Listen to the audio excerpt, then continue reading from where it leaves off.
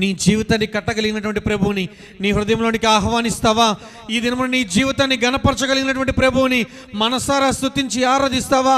నీ సంకెళ్లను నీ బంధకాలను తెంచేయగలిగినటువంటి ఆ ప్రభువుని మనసారా నీ హృదయంలోనికి రమ్మని ఆహ్వానిస్తావా? పరిశుద్ధాత్మని పిలుస్తావా?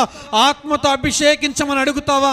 అయ్యో, దినములు సంవత్సరాలు గడిచిపోతూనే ఉన్నాయే, ఇంకా ఆత్మని పొందుకోలేక జీవిస్తున్నానే, నీ ఆత్మ అభిషేకం నాకు కావాలని ఆసక్తితో దేవుణ్ణి అడుగుతావా? ప్రతి నెల ఏదో ఒక నూతనమైనటువంటి కృపను, నూతనమైనటువంటి వరమును, నూతనమైనటువంటి అభిషేకమును, నూతనమైనటువంటి దీవెనను దేవుని యొద్ద పొందుకోవాలని ఆశ లేదా?